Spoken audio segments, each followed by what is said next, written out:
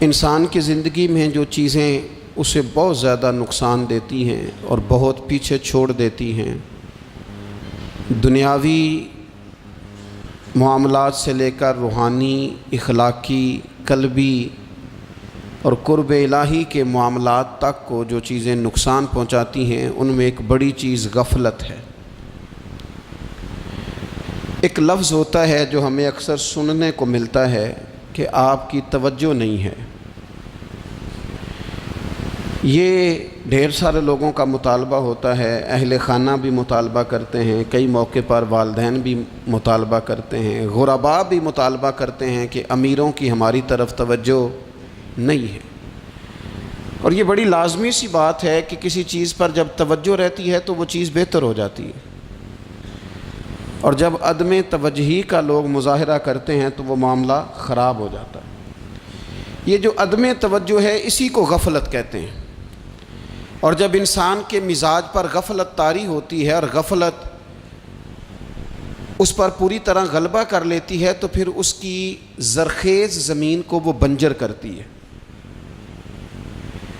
غفلت انسانی دل کے لیے بڑی نقصان دہ چیز ہے اور انتہائی تکلیف اور ضرر کا باعث ہے۔ دلوں پر جو قحط نازل ہوتا ہے، قحط، ویران ہو جاتے ہیں دل، اور جو دلوں پر خشکی نازل ہوتی ہے کہ طبیعتیں خشک ہو جاتی ہیں، یہ غفلت کی وجہ سے ہوتی ہے۔ جو لوگ غافل ہو جاتے ہیں نا، اپنے معاملات کا دھیان نہیں رکھتے، دیکھیں نا، آپ کو کھانا کھاتے بھی غافل نہیں ہونا چاہیے۔ اگر کھانا بھی غیر معتدل کھا لیا جائے تو وہ انسان کی طبیعت کے لیے باعث ضرر بن جاتا ہے، نقصان کا باعث بنتا ہے۔ بات کرتے ہوئے بھی غافل نہیں ہونا چاہیے، کئی دفعہ جملے ایسے نکل جاتے ہیں جو انسان کے لیے پھر شرمندگی کا باعث بنتے ہیں۔ انسان کو غافل ہو کر کوئی کام نہیں کرنا چاہیے، غافل ہو کر، مدہوش اور بے ہوش ہو کر نہیں۔ غفلت دل کو ویران کرتی ہے، طبیعت میں خشکی لاتی ہے۔ غافل کبھی نہ بنے۔ قرآن مجید فرقان حمید نے ارشاد فرمایا کہ اقترب للناس حسابہم، فرمایا لوگوں کے حساب کا وقت قریب آ گیا، وہم فی غفلۃ معرضون، اور وہ ابھی بھی غفلت میں منہ پھیرے ہوئے ہیں۔ ٹائم آ گیا حساب دینے کا، لیکن وہ ابھی بھی غافل ہیں۔ ہمارے جو زیادہ تر نقصان زندگی میں ہوئے ہیں وہ صرف ہماری غفلت کی وجہ سے ہوئے ہیں۔ ہم نے چیزوں پر توجہ نہیں دی، چیزیں گڑبڑ ہو گئیں۔ جس آدمی نے پھول لگائے ہوں، پھل لگائے ہوں، کھیتی لگائی ہو، وہ دانہ ڈال کے پانی دے کے فارغ نہیں ہو سکتا، اسے توجہ کرنی پڑتی ہے۔ اور کسی نے کہا تھا مالی جیندے ہون تو پھر بوٹے سوکھدے نہیں، اگر موجود ہونا ان کو سینچنے والا، رکھوالی کرنے والا، تو پھر ان کی جڑیں کبھی خشک نہیں ہوا کرتی۔ ہماری جو غفلتیں یہ بڑی ضرر کا باعث ہیں، نقصان کا باعث، اور مجبوری معاف ہوتی ہے، غفلت معاف نہیں ہوتی۔ اسکول میں پڑھتے تھے، مدرسے میں پڑھتے تھے،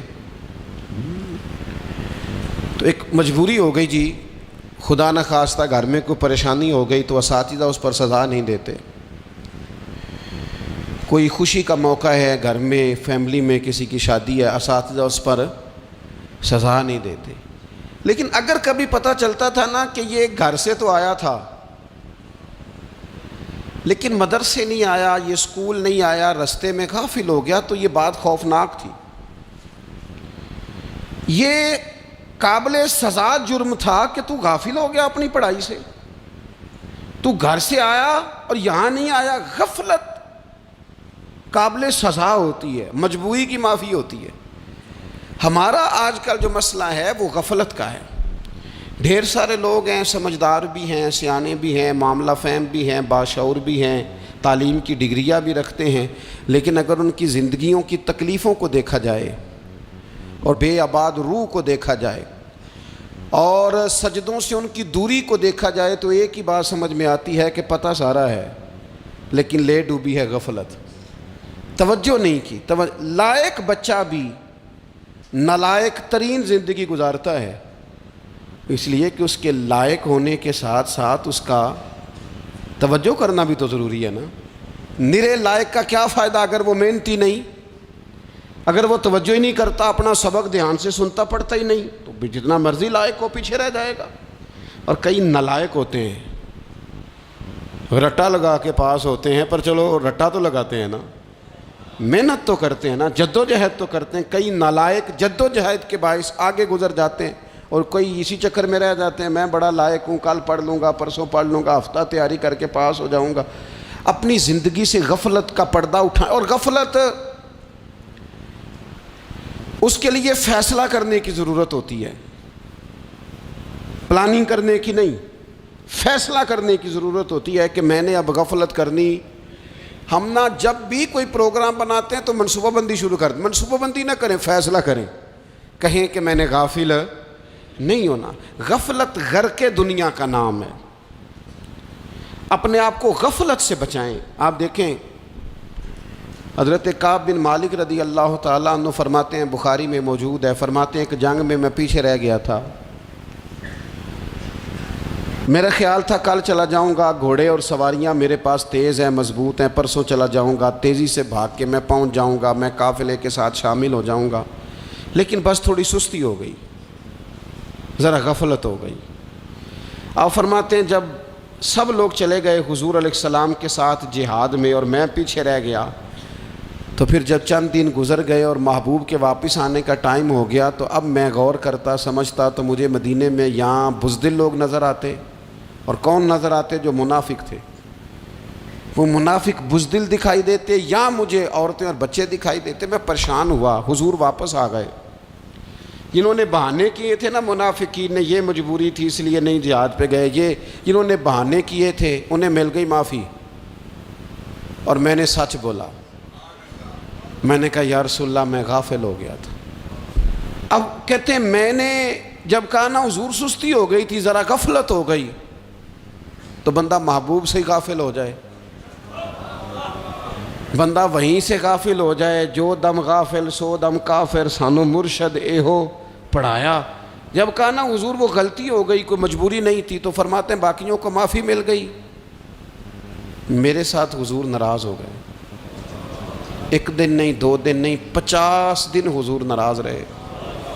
مدینے کی گلیوں نے مجھے پہچاننا چھوڑ دیا، در و دیوار سے مجھے یوں لگتا تھا کہ میں پردیسی ہوں۔ فرماتے ہیں میں مسجد میں آتا تھا، میں جب محبوب کو دیکھتا تو حضور رخ انور پھیر لیتے، اور مجھے پتا تھا جب میرا چہرہ ادھر ادھر ہوتا تو پھر کریم رحمت کی نظر فرماتے۔ فرماتے ہیں 50 دن مسلسل، پھر مجھے حکم ہوا کہ بیوی بھی بھیج دو، میکے بچے بھی بھیج دو، ننہال یعنی تنہا رہ جاؤ۔ فرماتے ہیں وہ میں نے قید تنہائی کاٹی، لیکن شکر اللہ کا یہ ہے کہ میں سچا تھا، بس ذرا بھول گیا تھا، بس ذرا غفلت ہو گئی تھی۔ تو فرماتے ہیں پھر اللہ تبارک و تعالیٰ نے میرے اوپر فضل یہ فرمایا کہ میری توبہ کا اعلان رب نے قرآن مجید میں فرمایا۔ تو غافل نہ بنے کبھی بھی، ہمارا نہ مسئلہ یہ ہے، اور آپ نے ناراض نہیں ہونا۔ ڈھیر سارے لوگ غافل ہو جاتے ہیں، مالدار بھی غافل ہیں، صاحبان علم بھی الا ماشاء اللہ بہت ساری جگہوں پہ غافل ہیں۔ جن لوگوں کو 4 لوگ جاننے لگ جاتے ہیں، کوئی مقام حاصل ہو جاتا ہے، وہ بھی بہت ساری جگہوں سے غافل ہو جاتے ہیں الا ماشاء اللہ۔ غفلت بڑی تکلیف والا منظر ہے۔ جو لوگ سمجھتے ہیں نا میں اب گڈ بک میں آ گیا ہوں، اب میں اچھا ہو گیا ہوں، اب میرے لیے خیر کہا جاتا ہے، مجھے اچھائی شاید یہ مستقل میرے ساتھ رہے گی، تعریف ہی ہوگی ہمیشہ، وہ بھی غافل ہو جاتے ہیں۔ اور یہ غفلت ٹھیک نہیں ہوتی۔ وجہ دیکھنی چاہیے کس وجہ سے انسان کو وقار مل رہا، عزت مل رہی۔ اپنی زندگی سے غفلت کو اتار پھینکیں۔ تھوڑی دیر کی تو غفلت ہوتی ہے، لمبی تو نہیں۔ 2 منٹ کے لیے صرف اس نے ڈرائیونگ کرتے ہوئے چہرہ موبائل کی طرف کیا تھا، 2 ہی تو منٹ لگے تھے۔ لمحوں نے خطا کی تھی، صدیوں نے سزا پائی۔ لمحوں نے خطا کی تھی، صدیوں نے سزا پائی۔ ایک لمحے کے لیے غافل ہوئے تھے اور صدیاں، نسلیں روتی رہ گئیں پیچھے۔ بچے تڑپتے رہ گئے، اہل خانہ پریشان رہ گئے، ماں باپ ساری زندگی روتے رہے، لیکن یہ 2 منٹ کے لیے یہ غفلت جو ہے یہ بڑی تکلیف والا معاملہ. اپنی زندگی سے غفلت کو اتارنا ہے، غافل نہیں بننا، ہر وقت توجہ اور ساری باتوں پہ توجہ. بعض اوقات لوگ ایک طرف توجہ کر کے ایک طرف سے غافل ہو جاتے ہیں. نہ، توجہ ہمہ پہلو رکھنی ہے. ہمارے ذمے جتنے بھی حقوق ہیں ان سب پر توجہ، ہر چیز کا خیال. ایسا نہ ہو کہ عبادت کرتے رہ جائیں اور حقوق العباد ہم سے چھوٹ جائیں، اور حقوق العباد اتنے زیادہ ادا کریں. ایک صاحب مجھے کہنے لگے ایک دفعہ بڑے وثوق کے ساتھ کہنے لگے جی معاذ اللہ ثم نہیں جی ٹائم ملتا پھر نماز دا کی کریے، روزی کمانا بھی تو عبادت ہے نا. تو میں نے کہا آپ نے عبادت کرنا ایک حصہ قبول کیا ہے، آپ نے کل عبادت نہیں قبول کی. عبادت کل ہے، ہمہ پہلو. ایک حصہ آپ قبول کر کے نکل گئے اور باقی آپ نے چھوڑ دی. تو کسی ایک طرف سے بھی غافل نہیں ہونا. جتنی ذمہ داریاں ہیں، جتنی ڈیوٹیاں ہیں، ان سب کا خیال. اور جو بڑا آدمی ہوتا ہے، بڑا گھر میں بڑا ہو، قبیلے میں بڑا ہو، علاقے میں بڑا ہو، ادارے میں بڑا ہو، کلاس میں بڑا ہو، جو بڑا ہے اس کی تو ساری آنکھیں کھلی ہوئی ہونی چاہیے. ایک ایک پر اس کی نظر ہونی چاہیے کہ میری کہاں ضرورت ہے، کہاں مجھے اشک شوئی کرنی ہے، کس کے ساتھ میں نے کس طرح محبت کا رویہ رکھنا ہے. غافل نہ بنے. اچھا جی اب کیسے پتہ چلے گا کہ ہم غافل ہیں؟ یہ کیسے پتہ چلے گا؟ آپ کسی بندے سے بھی پوچھ لیں حالات کیا ہیں تو کہتا ہے اللہ کا شکر ہے کبھی کسی کا دل نہیں دکھایا، اللہ کا شکر ہے جی زمانہ ہو گیا 5 نمازیں پڑھتا ہوں، اللہ کا شکر ہے جی. کیسے پتہ چلے گا غافل ہیں؟ پہلی علامت ہمارے علماء اور صوفیاء نے غافل بندے کی لکھی ہے. اس آئینے میں نے اور آپ نے اپنا آپ دیکھنا ہے. غافل بندے کی پہلی علامت یہ ہوتی ہے کہ وہ دنیاوی کاموں میں چست ہوتا ہے اور اللہ اور اس کے رسول کی فرما برداری میں سست ہوتا ہے. یعنی نماز کے وقت تو اسے نیند ستاتی ہے، پریشانی ہوتی ہے، لیکن اگر کسی جگہ مال مل رہا ہو، پیسے مل رہے ہوں، وہاں جانا ہو تو پھر اسے کوئی چیز بھی تنگ نہیں کر. دنیاوی کاموں میں چست ہوگا، یعنی ٹی وی کے آگے، موبائل کے آگے وہ گھنٹوں بیٹھا ہوا ہے. اور اگر اسے 25 منٹ قرآن پاک سننا پڑ جائے، اگر اسے 20 منٹ دینی محفل میں بیٹھنا پڑ جائے، اگر اسے کہا جائے کہ تو 20 رکعت نماز نفل ادا کر، دنیاوی کاموں میں چست ہے، دینی کاموں میں، یہ غفلت کی پہلی علامت. پھر ذاتی معاملات پہ پیسہ خرچ کرنا ہو تو ڈھیر سارا ہے، کسی غریب کی مدد کرنی ہو تو. وہ ہمارے ایک دوست ہیں، وہ اکثر کہا کرتے ہیں، وہ کہتے ہیں آج کل کسی سے کہنا فلائی کام میں، دینی کام میں، کسی کی مدد میں کچھ 4 پیسے خرچ کرنے ہیں تو لوگ کہتے ہیں ہاتھ تنگ ہے. ہاں کوئی سستا پلاٹ ملتا ہو نا، اور اگر یہ سمجھ آ جائے کہ وہ مجبور ہے بیچارہ بیچنے والا، تو پھر کہتے ہیں میں 2-3 دوستوں کو پھاڑ لے سن. ذاتی کاموں میں جب بندہ چست ہو اور دینی کاموں میں سست ہو تو مطلب یہ ہے کہ بندہ غافل ہے. پہلی علامت غفلت کی. اور غفلت کی دوسری نشانی یہ ہے کہ انسان گناہ کے کاموں کو معمولی سمجھنے لگ جاتا ہے. یہ غافل بندے کی نشانی ہے. گناہ کو معمولی سمجھتا ہے، چھوٹا سمجھتا ہے. آج کل لوگ کہتے نہیں میں کو اکیلا کر رہا ہوں، ساری دنیا ہی کرتی ہے. اور جناب کیا ہو گیا، اگر یہ غلطی ہو گئی تو بندے سے ہو ہی جاتا ہے. گناہ کو معمولی سمجھنا، چھوٹا سمجھنا اور کہنا پھر کیا ہو گیا ہے، انسان سے غلطی ہو جاتی ہے. آپ دیکھ لیں کہ سینکڑوں بیسیوں گناہوں کا بوجھ ہمارے سروں پہ ہوتا ہے، لیکن کوئی ہمارا دبدبہ ہے، کوئی ہماری گفتگو ہے، کوئی ہمارے جملوں میں خود پسندی ہے، کوئی ریاکاری ہے، کوئی تصنع ہے. یہ غافل بندے کی علامت ہے. نبی اکرم صلی اللہ تعالیٰ علیہ وآلہ وسلم نے فرمایا مومن اپنے گناہوں کو پہاڑ کی طرح سمجھتا ہے. یہ بخاری میں حدیث ہے.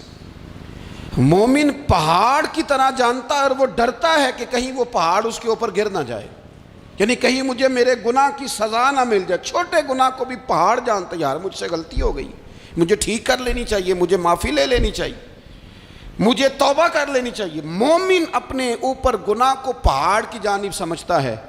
اور حضور علیہ الصلوۃ والسلام فرماتے ہیں کہ یہ جو فاسق اور فاجر ہوتا ہے نا، اللہ کا نافرمان، یہ گناہ کو مکھی کی طرح سمجھتا ہے، یہ سمجھتا ہے میں نے اشارہ کرنا ہے مکھی نے اڑ جانا ہے۔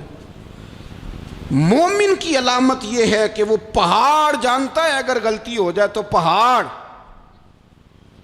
امام اعظم ابو حنیفہ رحمۃ اللہ علیہ گزر رہے تھے تو بارش ہو گئی تھی اور کوفہ میں کیچڑ تھا، تو آپ نے جو جوتے پہنے ہوئے تھے ان جوتوں سے چلتے ہوئے نا آپ کے پاؤں سے کچھ مٹی اڑی، تو سامنے ایک یہودی تھا، اب اس زمانے میں دیواریں کچی ہوتی تھیں، اس کے دیوار پر جا کے وہ مٹی جو تھی وہ لگ گئی۔ اب امام صاحب بڑے پریشان ہوئے کہ میں نے اس کی دیوار کو آلودہ کر دیا۔ یہاں تو لوگ اپنی اینٹیں رکھتے رکھتے کئیوں کی دیواریں توڑ ہی دیتے ہیں، اور پھر وہ اس پر ماننے کو بھی تیار نہیں ہوتے، تسلیم کرنے کو بھی تیار نہیں ہوتے۔ وہ کہتے ہیں پھر کیا ہو گیا، اب ہمارا یہاں گھر ہے تو ہم نے ٹرالی منگوانی نہیں تھی، ہمارا حق بنتا تھا۔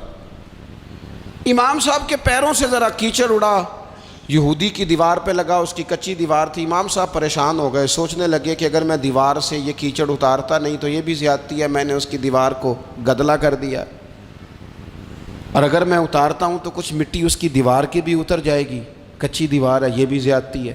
مومن گناہ کو پہاڑ کی طرح سمجھتا ہے کہ کہیں گر نہ جائے، اس کی بھی کہیں سزا نہ مل جائے۔ امام صاحب نے اس کے دروازے پہ دستک دی، وہ باہر آیا تو اتفاق سے وہ آپ کا مقروض بھی تھا، اس نے پیسے دینے تھے۔ باہر نکلتے ہی کہنے لگا اوہو آپ تو قرض لینے آ گئے، میرے پاس تو ابھی گنجائش نہیں ادا کرنے کی۔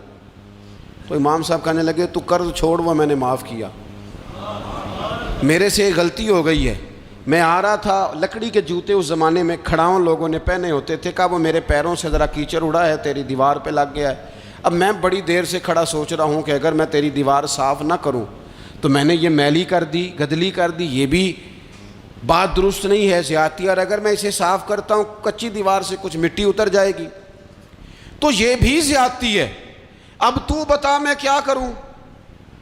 تو بے موسمہ پھل تھا نا یہ، تو بے موسمہ پھل دیکھ کے بندہ حیران ہو جاتا ہے، جو باتیں روٹین میں نہ ہو رہی ہوں وہ ذرا انوکھی لگتی ہیں، بندہ حیران ہو گیا، غور سے امام صاحب کا چہرہ دیکھنے لگا، غور سے چہرہ دیکھنے لگا، اور پھر تھوڑی دیر سوچنے کے بعد کہنے لگا حضور پہلے میں نے دین اسلام کے بارے میں پڑھا اور سنا تھا، آج میں نے دین دیکھا ہے۔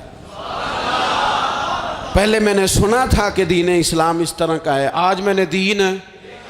ہم نہ پوری دنیا کے کافروں کو دین سنانا چاہتے ہیں، دکھانا نہیں چاہتے، ہم نیک نظر آنا چاہتے ہیں، نیک بننا نہیں چاہتے، ہم نیک نظر آنا چاہتے۔ نتیجہ کیا نکلتا ہے کہ کچھ عرصے کے بعد پتہ چل جاتا ہے بندہ کس لیول کا نیک ہے، کیا معیار ہے اس کی نیکیوں کا۔ کہنے لگا حضور پہلے میں نے دین سنا تھا، آج دیکھا ہے۔ آپ وہ مٹی کی دیوار پر جو کیچڑ لگ گیا ہے، دیوار کو بعد میں صاف کیجئے گا، پہلے کلمہ پڑھائیں تاکہ میرے اندر کا کفر صاف ہو جائے، اب مجھے مسلمان کر دیں۔ تو غافل آدمی جو ہوتا ہے نا وہ پھر تیسری بات، جب بندہ بہت زیادہ غافل ہو جاتا ہے پھر اعلانیہ گناہ کرنے لگتا ہے۔ ایک گناہ پھر اس کا اظہار گناہ، ایک بندہ حدیث پاک میں آتا ہے ایک بندہ رات کو کوئی غلطی کرتا ہے، اللہ تعالیٰ اس پہ پردہ ڈال دیتا ہے، لیکن وہ سویرے خود لوگوں کو بتاتا پھرتا ہے میں نے یہ کیا، میں نے یہ کیا۔ جب آپ اظہار گناہ کرتے ہیں نا تو سامنے والا بھی دلیر ہوتا ہے، کہتا ہے اس نے کیا میں کر لوں گا تو پھر کیا ہوا۔ ہمارے علماء نے لکھا ہے کسی کی نماز قضا ہو جائے تو کسی کو بتائے نہ، قضا پڑھ ڈالے، اس کا جگہ جگہ ذکر نہ کرے۔ جب آپ کہیں گے نا میری قضا ہو گئی تو آپ کے ساتھ رہنے والا بچہ دوست سمجھے گا یار اس کی قضا ہو گئی ہے تو میری بھی ہو جائے گی تو کیا ہوا۔ گناہ کرنا بھی گناہ ہے اور گناہ کا اظہار بھی گناہ ہے۔ نبی اکرم صلی اللہ تعالیٰ علیہ وآلہ وسلم نے ارشاد فرمایا میری ساری امت کو معافی مل جائے گی سوائے ان لوگوں کے جو اعلانیہ گناہ کرتے ہیں۔ یہ بخاری مسلم دونوں میں حدیث موجود ہے۔ جو اعلانیہ گناہ، جنہوں نے خود ساری دنیا کو گواہ بنا لیا، میں نے یہ بھی جرم کیا، یہ بھی کیا، یہ بھی کیا، یہ بھی کیا، خود انہوں نے لوگوں کے، بہت بڑے غافل آدمی کی علامت ہے کہ گناہ کرے اور پھر اوپر سے اعلانیہ گناہ کرے، اتنا بڑا جرم کرے۔ پھر چوتھی علامت اگر ہم دیکھنا چاہیں کہ ہم غافل تو نہیں. تو غافل بندے کی چوتھی علامت یہ ہوتی ہے کہ وہ فضول کاموں میں وقت بڑا ضائع کرتا ہے. فضولیات میں ادھر بیٹھے ہیں ادھر بیٹھے ہیں, یہاں گپ شپ ہو رہی ہے, وہاں موبائل دیکھا جا رہا ہے, پھر کچھ ٹائم ملا ہے تو پھر کہیں دور دراز کسی ہوٹل پہ کھانا کھانے چلے گئے, پھر کچھ ٹائم ملا تو چلو نکلتے ہیں ذرا کوئی ہفتہ سیر کر آتے ہیں, یہاں گپ شپ ہے, فلاں کو ڈسکس کر لیتے ہیں, فلاں کے بارے میں بات کر لیتے ہیں, سیاسی تبصرے کر لیتے ہیں, یہ تھوڑی گفتگو ہو جاتی, چلے محلے داروں پہ تبصرہ شروع کرتے ہیں, کون روٹی زیادہ کھا رہا ہے اور کس کے پاس پیسے زیادہ آ گئے, چلو جا کے پتہ کرتے ہیں. حالانکہ یہ پتہ نہیں کرنا چاہیے تھا, پتہ تو اس کا کرنا چاہیے تھا جو بیچارہ کل سے بھوکا ہے. خبر تو اس کی رکھنی چاہیے تھی جس بیچارے کے گھر میں بچوں کے لیے پہننے کو کپڑے موجود نہیں ہیں. اس پر تبصرہ یہ کرتے ہیں کہ یہ محنت کیوں نہیں کرتے, اور اگر کسی پر اللہ عطا کر دے پھر حساب ضرور لگاتے ہیں کہ ذرا معلومات کرو یہ اتنی جلدی آگے کیسے نکل گئے. غافل بندے کی علامت ہے وقت کا ضائع کرنا اور فضول کاموں میں ضائع کرنا اور بلا وجہ ضائع, اور ایسے سوالات کرنا جن کی ضرورت ہی کوئی نہیں, بالکل ضرورت ہی نہیں, کوئی مطلب ہی نہیں, لیکن ہم لوگ وقت ضائع. یہ غفلت کی علامت, غفلت. اللہ والوں کی علامت کیا تھی؟ ایک بات انہوں نے زندگی میں لے لی, سیکھ لی, پھر ساری زندگی اسی پہ گزار دی. ان کا ارادہ تھا نا کشکول سیدھا کیا. کچھ لوگ ساری زندگی لیکچر قبول لے لے کے سن کے پھر بھی سمجھنے کو تیار. یہ غافل دل کی علامت ہے. اس لیے نبی پاک صلی اللہ تعالیٰ علیہ وسلم نے فرمایا دو نعمتیں ایسی ہیں جن میں اکثر لوگ غفلت میں ہیں, ایک صحت اور دوسری فراغت. لوگ بلا وجہ وقت ضائع کرتے ہیں. اللہ نے صحت دی ہے, کسی خیر کے کام میں لگائیں. اگر آپ کے پاس فارغ وقت ہے تو قرآن پاک کو یاد کریں, ترجمہ اور تفسیر سے پڑھیں, محبوب پاک علیہ السلام کی احادیث کو یاد کریں, اللہ والوں کی باتیں سنیں. وقت ملے تو عبادات میں لگائیں, نوافل میں لگائیں, تلاوت میں لگائیں, ذکر اذکار میں لگائیں, اور پھر اللہ مزید توفیق عطا کرے تو کسی کے بھلے میں وقت لگائیں. گلی سے کوئی کانٹا اٹھائیں, کوئی روڑا اٹھائیں, کوئی کسی کی مدد کریں. لیکن یہ غافل ہونے کی علامت ہے کہ اپنے وقت کو ضائع کرنا. اور پھر اسی طرح غفلت کی پانچویں علامت یہ ہے کہ اگر بندے کو دنیا سے پورا پیار ہو جائے, یعنی شب قدر میں بھی آ کے کہتا ہے یا اللہ کبھی پیسے دے دینا, شب برات والے دن بھی کہتا ہے کہ مالک اگر کبھی کوئی ایسا سبب لگ جائے نا, یعنی بیت اللہ شریف کے سامنے کھڑے ہو کے بھی اگر اس نے مال ہی مانگنا ہے وہاں بھی اس نے یہی سوال کرنا ہے, حب دنیا اتنی غالب آ جائے. تو یہ غافل ہونے کی علامت. دنیا ضرورت ہے, مقصد نہیں ہے. دنیا کی حاجت ہے, مقصد نہیں ہے. یہ مقصود نہیں.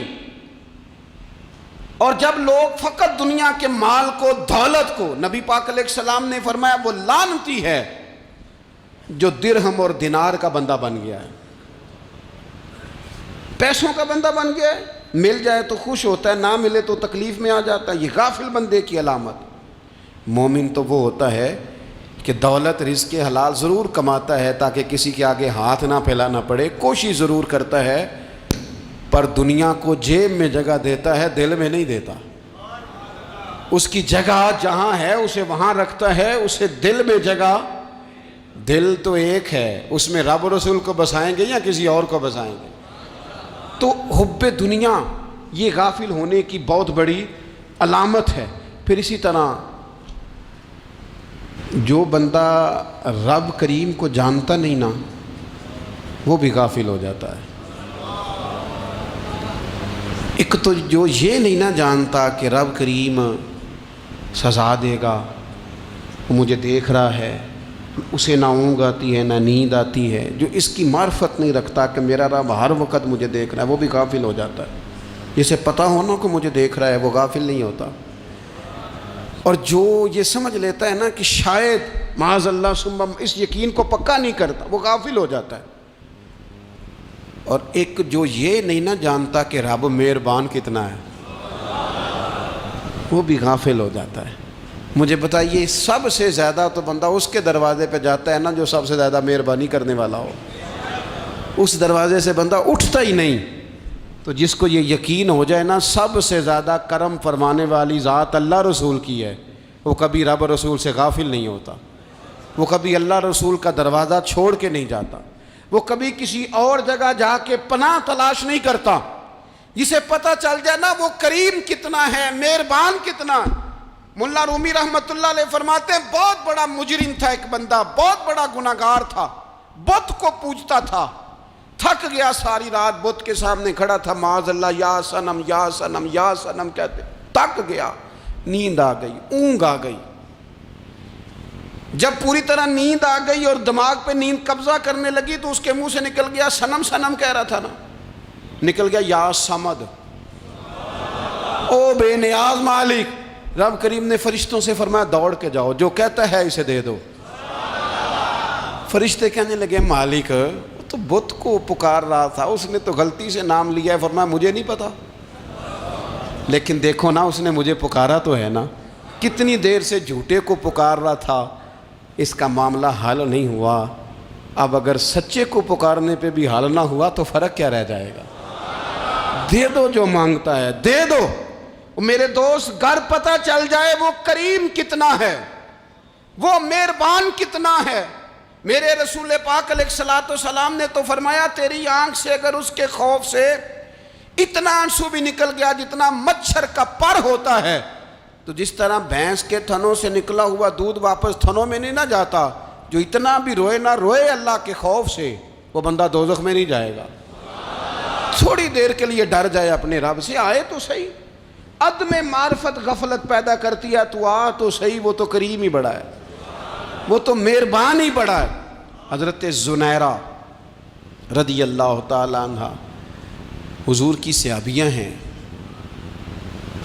ایام جو مکے کے تھے مسلمانوں پر بڑی آزمائش کے تھے، انہیں بڑا مارا کفار نے، اتنا مارا کہ ان کی بینائی چلی گئی، نظر آنا بند ہو گیا۔ کافروں کی عورتوں نے تانا دیا کہ تو نے ہمارے بت چھوڑے ہیں نا، تو دیکھنا تیری بینائی چلی گئی۔ تو جناب زنیرہ اللہ پہ بھروسہ، توکل، معرفت الہی کا جذبہ، اٹھ کے کھڑی ہو، کہنے لگی چپ کرو، تمہارے جھوٹے بت کیا کر سکتے ہیں، میرا رب چاہے تو صبح جب میں اٹھوں تو میری آنکھیں روشن ہو، اگر کریم کرم کر دے۔ لوگ کہتے ہیں واقعی ایسا ہوا، جب وہ سویرے اٹھی تو اللہ نے ان کی روشنی واپس کر دی تھی۔ تجھے پتہ چل جانا وہ مہربان کتنا ہے۔ وہ ایک بزرگ تھے تو ان سے کسی نے کہہ دیا کہ اگر آپ کا حساب آپ کے ماں باپ کے ذمہ ہو جائے تو پھر کیسا، پوچھنے کے لیے قیامت میں اگر ماں باپ حساب لیں تو پھر کیسا۔ تو بڑے سیانے لوگ تھے جو دل والے تھے، کہنے لگے نہیں، رب کریم ہی ٹھیک ہے، اس لیے کہ وہ ماں باپ سے کہیں بڑھ کر پیار کرنے والا ہے۔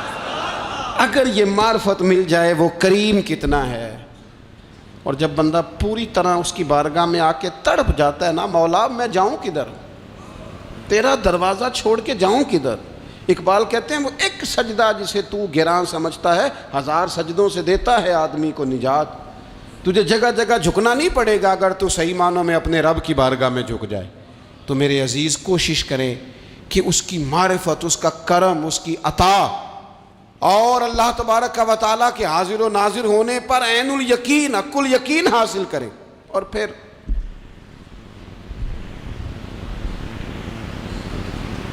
آٹھویں بات یہ ہے کہ غافل لوگوں کی صحبت بھی بندے کو غافل کر دیتی ہے۔ غافلوں کی صحبت میں نہ بیٹھیں،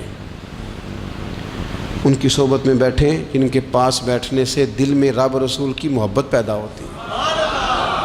غافلوں سے بچیں۔ چنگیاں دے لڑ لگی ساں تے چولی چ پھل پئے، تے جدوں میں پیڑیاں دے سنگ رل گئی تے میرے اگلے بھی ڈول گئے۔ برے آدمی کی صحبت بندے کو غافل کر دیتی۔ غافلوں کی صحبت میں کبھی نہ بیٹھیں، کبھی نہیں۔ غافل آدمی آپ کو غافل کر دے گا۔ میرے نبی پاک علیہ الصلوۃ والسلام نے فرمایا انسان اپنے دوست کے مذہب پر ہوتا ہے۔ یہ بہت بڑے لفظ ہیں۔ فرمایا المرء علی دین خلیلہ، انسان اپنے دوست کے مذہب پر ہوتا ہے۔ تو دیکھ تو نے دوست کس کو بنایا ہے، جو تیرے دوست کا مذہب ہوگا وہی تیرا ہو جائے گا۔ ہم نے دوست بنایا نا غوث پاک جیلانی کو، ہم نے یاری لگائی ہے نا داتا علی اجمیری سے، ہماری نسبت ہے نا معین الدین اجمیری سے، ہمارا تعلق ہے نا بہاؤالدین زکریا ملتانی سے، ہمارا رشتہ ہے نا حضرت مجدد الفسانی سے، ہم ماننے والے ہیں نا اعلیٰ حضرت بریلوی کے، ہمارا تعلق ہے کبھی جماعت علی سے کبھی مہر علی سے، ہمارا ان سے تعلق ہے تو صبح شام ہماری زبان پہ رہتا ہے بالغ العلا بکمالہ کشف الدجی بجمالہ حسنت جمیع خصالہ صلو علیہ وآلہ۔ ان سے تعلق جڑا ہے نا تو کئی دفعہ تنہائیاں تڑپا دیتی ہیں اور تڑپ کے کہتے ہیں آج سکھ متران دی ودھیری ہے، آج سکھ متران دی، سکھ کہتے ہیں اڈیق کو، متر کہتے ہیں محبوب کو، اج سکھ متران دی ودھیری ہے، اے کیوں دلڑی اداس گھنیری ہے، لوں لوں وچ شوق چنگیری ہے، اج نینا لائیاں کیوں جھڑیاں، سبحان اللہ سبحان اللہ سبحان اللہ۔ پہلے کہتے ہیں سکھ متران دی ودھیری ہے یعنی اداس ہوں، پھر حضور کے جلووں پہ نظر کرتے ہیں، کہتے ہیں سبحان اللہ سبحان اللہ، ماں اجمل کا ماں احسن کا ماں اکمل کا، اور پھر فوراً کہنے لگے او کتھے مہر علی، او کتھے مہر علی، کتھے مہر علی تے کتھے تیری سنا، اب ایکھو مشتاق اکھیں کتھے جاڑیاں، بلغ العلا بے کمال کشف الدجی بے، اور میرے اعلیٰ حضرت کہنے لگے سرور کہوں کہ مالک و مولا کہوں تو، باغ خلیل کا گل زیبا کہوں تجھے، تیرے تو وصف عیب تناہی سے ہیں بری، حیران ہوں میرے شاہ میں کیا کیا کہوں تجھے۔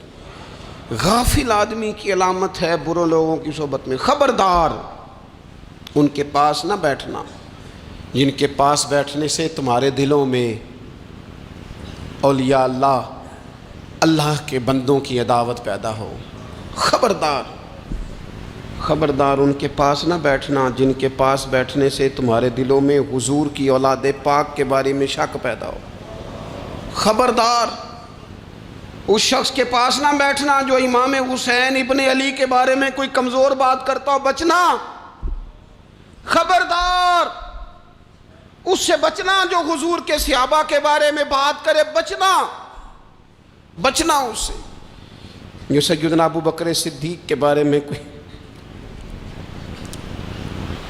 دیکھو کیا مقدر ہیں صدیق و فاروق کے، جن کے گھر ہی رحمتوں کے خزینے میں، بھلا کیا کہا نبی پاک، حضور نے فرمایا میرے اوپر جس نے نیکی کی تھی بدلہ دے دیا ہے، یہ جو میرے ابو بکر صدیق ہے نا، ان کو میں اللہ کی بارگاہ میں لے جاؤں گا، کہوں گا مالک تو ہی بدلہ عطا فرما۔ ایک ہاتھ میں جناب صدیق کا ہاتھ پکڑا، ایک میں حضرت عمر کا ہاتھ پکڑا، اور حضور مسجد نبوی سے باہر آ رہے ہیں، دیکھنے والے کی زبان سے بے ساختہ سبحان اللہ نکل گیا، کیا شان ہے کیا مقدر ہے۔ تو حضور علیہ السلام رک گئے اور روک کے فرمایا تو حیران ہو رہا ہے نا، تو حیران ہو رہا ہے نا کہ میں نے ایک ہاتھ میں ابو بکر کو پکڑا ہے ایک میں عمر کو پکڑا ہے، فرمایا قیامت میں جب میری قبر کھلے گی تو میں اسی طرح قبر سے نکلوں گا، اس طرح میدان محشر میں میں آؤں گا۔ خبردار حضور کے وفاداروں کے وفادار رہنا، ان کے وفادار رہنا، ان کے وفادار رہنا۔ بڑا عجیب دور آیا ہے، ہم نے یہ دور دیکھا ہے کہ لوگ حضور کے صحابہ کے بارے میں بھی بات کریں گے، اب نبی پاک کی اولاد پاک کے بارے کو بھی ڈسکس کیا جائے گا۔ اپنا منہ تو دیکھ، اپنی حیثیت دیکھ، اور پھر وہ بندے دیکھ جن کو اللہ نے چن کے اپنے محبوب کی غلامی کے لیے حضور کے قریب بٹھایا ہے۔ تو بچنا ایسے لوگوں سے، پرہیز کرنا، خبردار عقیدہ ستھرا رکھنا، عقیدہ ستھرا رکھنا، صاف رہنا، پاکیزہ رہنا، غافلوں کی صحبت سے بچنا۔ بڑا ڈرتے ہیں اللہ سے، دعائیں مانگتے ہیں یا اللہ نسلوں میں بھی وہی بندے پیدا فرما جو عقیدے پکے رکھنے والے ہیں، وہ بندے پیدا فرما ہماری نسلوں میں۔ ایک وہ بندہ بھی غافل ہو جاتا ہے جو امیدیں لمبی لگا لیتا ہے، جن کے منصوبوں میں دولت بھی ہوتی ہے، گھر بھی ہوتا ہے، اولاد کا بڑا ہونا بھی ہوتا ہے، پوتے پوتیاں نواسے نواسیاں دیکھنا بھی ہوتا ہے، یہاں بھی گھر وہاں بھی گھر، یہ سیر، یہ سارا کچھ ہوتا ہے، لیکن رب کی بارگاہ میں پیش ہونا جن کے پیش نظر نہیں ہوتا۔ لمبی امیدیں۔ حضرت مولا علی شیر خدا فرمایا کرتے تھے، میں تم پر دو باتوں کا خوف کھاتا ہوں، جو ڈر آتا ہے، ایک یہ کہ تم خواہش کی پیروی کرو گے، جو نفس کی خواہش ہوگی اس کے پیچھے لگ جاؤ گے، اور ایک کہ تم لمبی لمبی امیدیں باندھو گے، اتنے سال جینا ہے، اتنے 100 سال جینا، یہ کرنا ہے وہ کرنا ہے۔ منصوبہ بندی کریں مستقبل کے لیے، وہ بری نہیں، لیکن تیاری رکھیں، تیاری رکھیں، اس بات کا بھی خیال رکھیں کہ اللہ کی بارگاہ میں حاضر ہونا۔ یہ غفلت کی چیزیں ہیں جو بندے کو غافل کر دیتی ہیں۔ جو لوگ اللہ کا ذکر نہیں کرتے وہ بھی غافل ہو جاتے ہیں، اور جو فضول باتیں زیادہ کرتے ہیں نا، ہنستے زیادہ ہیں۔ فَلْيَضْحَكُوا قَلِيلًا وَلْيَبْكُوا كَثِيرًا، قرآن کہتا ہے زیادہ رویا کرو، کم ہنسا کرو۔ نبی پاک علیہ الصلوۃ والسلام سے پوچھا تھا حضرت عقبہ بن عامر نے کہ یا رسول اللہ نجات کس چیز میں ہے؟ تو نبی پاک علیہ الصلوۃ والسلام نے فرمایا ایک تو اپنی زبان قابو میں رکھو، دوسرا فرمایا اپنے گھر میں ٹھہرے رہو، تمہارا گھر تمہارے لیے کافی ہو، فضول نہ نکلو گھر سے، اور تیسرا فرمایا اپنی خطاؤں پہ رویا کرو۔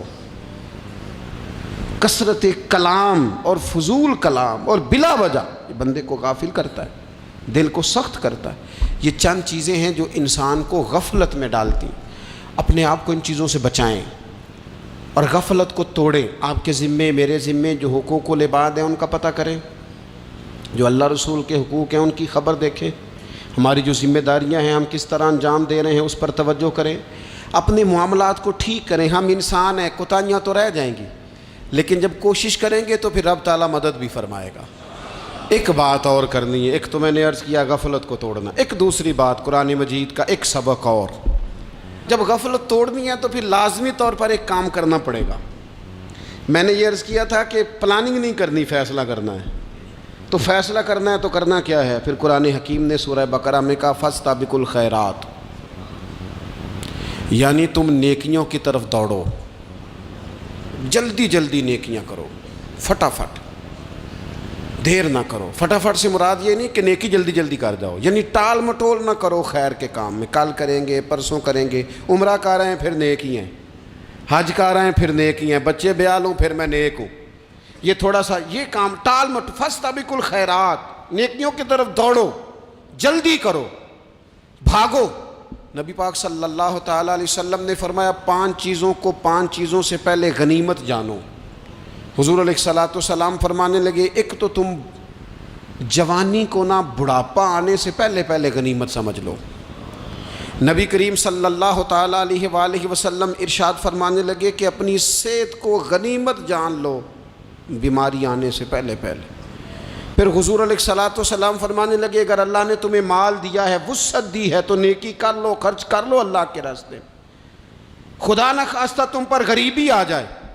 اور پھر حضور سید عالم صلی اللہ تعالیٰ علیہ وسلم فرمانے لگے اگر تمہیں اللہ نے کچھ فراغت دی ہے، بہت زیادہ مصروف نہیں ہو، تو غنیمت جان لو، جلدی سے نیکی کر لو قبل اس کے کہ تم مشغول ہو جاؤ۔ اور 5ویں بات حضور نے بیان کی، فرمایا زندگی کو غنیمت جانو موت آنے سے پہلے پہلے، جلدی سے نیکی کر لو۔ نیکی کے لیے ساری زندگی منصوبہ بندی نہ کرتے رہو، نیکی کے لیے دیکھو نا، ہماری زندگی میں یہاں دنیا میں رہ کے چند منٹوں میں وہ نیکی کی جا سکتی ہے جو قیامت کے بعد صدیوں کا ہمارا فائدہ کرے گی، صدیوں کا فائدہ کرے۔ کرتے نہیں، پلاننگ کر رہے ہیں، منصوبہ بندی کر رہے ہیں، بس تیاری کر رہے ہیں، بس حضرت آپ دعا کر دیں، اللہ تعالیٰ دعائیں بھی قبول فرمانے والا ہے، لیکن جو نیکی نصیب ہوتی ہے اسے جلدی سے کر گزریں، اسے فٹافٹ کریں۔ میں ایک گاؤں میں گیا، اب تو خیر وہ دور نہیں رہا، یہ 10-15 سال 20 سال پہلے نا جو نوجوانوں کی مصروفیات ہوتی تھیں ان میں سے ایک مصروفیت یہ ہوتی تھی کہ گندم لے کے چکی پہ جانا ہے، آٹا پسوا کے لانا ہے۔ یہ ایک بڑی، چونکہ سبھی گھروں کے اندر سال کے لیے گندم سٹاک کر لی جاتی تھی، تو گندم لے کے جانا یہ ایک ڈیوٹی ہوتی تھی۔ ایک نوجوان ایک گاؤں میں، اس کی مجھے تعریف سننے کو ملی، تو ایک بوڑھی اماں کہنے لگی یہ تو بڑا نصیباں والا ہے، سارے دا آٹا پیا لے ہوندا ہے۔ اور آتے جاتے پوچھ لیتا ہے کہ اماں کوئی کہنے لگی میرے بچے باہر ہوتے ہیں، یہ مجھے دوائی بھی لا دیتا ہے شوگر کی، میں مریضہ ہوں۔ یعنی خیر جتنی ہو سکے، جتنی۔ میرے ایک سنگی ہیں تو سڑک پہ کوئی بندہ کھڑا ہوتا ہے نا، اللہ تعالیٰ انہیں سلامت رکھے، بندہ کھڑا ہوتا ہے تو کہتے ہیں میں اس سے پوچھ لیتا ہوں بابا جی کدھر جانا ہے، فلانی جگہ جانا ہے، تو کہتے ہیں میں موٹر سائیکل پہ بٹھا لیتا ہوں۔ بندہ دیکھ کے مجھے سمجھ آ جاتی ہے ضرورت مند ہے، کوئی چور نہیں، کوئی ڈاکو نہیں، ضرورت مند ہے۔ میں اسے منزل تک نیکی جتنی میسر آئے، جس حد تک میسر آئے۔ کیا کہا ہمارے نبی پاک علیہ السلام نے؟ حضور نے ہم سے فرمایا کچھ نہ ہو سکے تو بات ہی مسکرا کے کر لینا، اس پر ہی اللہ صدقے کا ثواب عطا کر دے۔ فاستبقوا الخیرات، جلدی سے نیکی کر لو، اپنے نامہ اعمال میں روز نیکیاں جمع کرو، کوئی نہ کوئی خیر کا کام روز کرو اور جلدی سے کرو۔ صحیح مسلم میں حدیث ہے، نبی پاک صلی اللہ تعالیٰ علیہ وسلم فرمانے لگے جلدی جلدی نیکی کے کام کر لو ان فتنوں سے پہلے جو اندھیری رات کے حصوں کی طرح فتنے ہوں گے۔ فرمایا اس وقت حال یہ ہوگا کہ آدمی صبح مومن ہوگا، شام کو کافر ہو جائے گا، شام کو مومن ہوگا تو صبح کافر ہو جائے گا۔ اور فرمایا لوگ دنیا کے بدلے اپنا دین تک بیچ ڈالیں گے۔ معاذ اللہ جھوٹی قسمیں نہیں کھائی جاتی، جھوٹا قرآن مجید نہیں لوگ اٹھا لیتے، لوگ دنیا کے لیے دین بیچ ڈالیں گے۔ اس سے پہلے جب فتنے اتنے زیادہ ہو جائیں، اس سے پہلے نیکی کر لو، کوئی خیر کا کام کر لو، جلدی سے کچھ ایسا کر لو۔ حضرت عقبہ بن حارث رضی اللہ تعالیٰ عنہ فرماتے ہیں یہ دیکھیں ہمارے نبی پاک علیہ السلام کی سیرت کیا ہے، حضور کا اسوہ کیا ہے، نبی پاک علیہ السلام ہماری تربیت کس طرح کرتے۔ حضرت عقبہ بن حارث رضی اللہ تعالیٰ عنہ کہتے ہیں ہم نے نبی پاک علیہ السلام کے ساتھ نا عصر کی نماز پڑھی، یہ صحیح بخاری میں موجود ہے۔ فرماتے حضور سلام پھیرتے ہی فوراً اٹھ کے گھر تشریف لے گئے۔ یہ ہمارے لیے نا انوکھی بات تھی، غیر متوقع تھی، پہلے کبھی ایسا ہوا نہیں۔ سلام پھیرا نماز کا، حضور جلدی سے تشریف لے گئے۔ اب ہم حیران تھے اور حیرت انگیز طور پر حیران تھے کہ کریم اتنی جلدی تشریف لے گئے۔ تھوڑی دیر ہوئی حضور واپس آ گئے تو محبوب پاک علیہ السلام فرمانے لگے گھر میں نا ایک چھوٹی سی ڈلی، ایک چھوٹا سا ٹکڑا سونے کا پڑا تھا، مال آیا تھا سارا صدقہ کر دیا، وہ تھوڑا سا پڑا تھا، اچانک مجھے یاد آیا وہ تو پڑا رہ گیا۔ تو حضور فرمانے لگے میں نے کہا کہیں ایسا نہ ہو جائے کہ ساری رات گزر جائے اور میرے گھر میں پڑا ہی رہ جائے، میں جلدی سے جا کے اسے خیرات کر دوں۔ میں نے خیرات کیا پھر میں واپس آ گیا ہوں۔ جلدی سے نیکی، جلدی سے نیکی کر لی جائے۔ ہم بڑا انتظار کر رہے ہیں، بڑا لمبا ہمارا پروگرام ہے، ہمارے پاس ٹائم ہی بڑا ہے، کسی نے کان میں کہہ دیا ہے تیرے پاس بڑا وقت ہے، ابھی تو بڑی عمر پڑی ہے، ابھی تو جناب او میرے بھائی یہ لوگوں کے کہنے کی باتیں ہیں، پھر پتہ ہی نہیں چلتا حالات کس طرح کے ہو جاتے ہیں اور کیا معاملات انسان کے ساتھ درپیش ہوتے ہیں۔ جتنی خیر میسر آئے، جتنا بھلا میسر آئے، جتنی انسان کو توفیق ملے۔ میں نے بزرگوں کو دیکھا، اپنے اصحاب کو، پہلے وہ خدام سے کہتے کہ میں سونے لگا ہوں اور پابند کرتے لوگوں کو کہ فلاں وقت، بزرگوں کو میں نے دیکھا اپنے، وہ پابند کرتے لوگوں کو کہ فلاں وقت میں موجود ہوں گا آنا، خود پابند فرماتے۔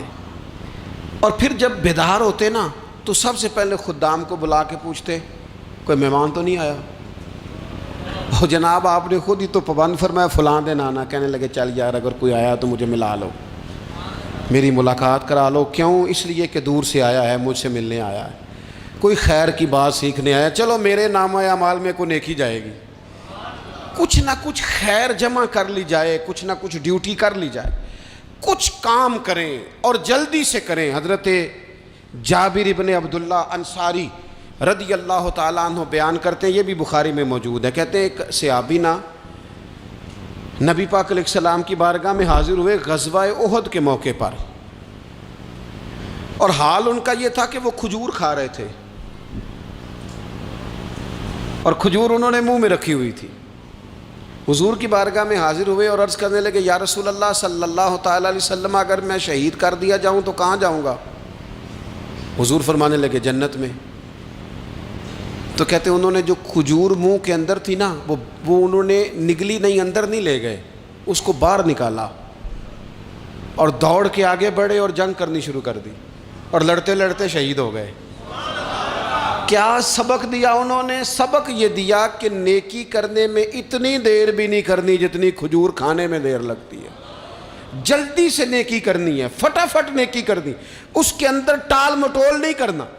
اسی وقت انہوں نے کھجور باہر نکال دی، دوڑ کے انہوں نے حضرت انس بن نضر رضی اللہ تعالیٰ عنہ، حضرت انس بن مالک رضی اللہ تعالیٰ عنہ کے چچا ہیں، میدان احد میں نا، احد پہاڑ کے قریب کھڑے تھے، لوگوں سے کہہ رہے تھے جلدی جلدی ادھر آؤ، وہ جنت جو انسان کو انتقال کے بعد نصیب ہوگی اور قیامت کے بعد نصیب ہوگی، فرماتے تھے مجھے تو ابھی احد پہاڑ کے اندر سے جنت کی خوشبو آ بھی رہی ہے، لہذا جلدی سے آؤ، ادھر دوڑو، جہاد کرو، آؤ کفار سے لڑیں۔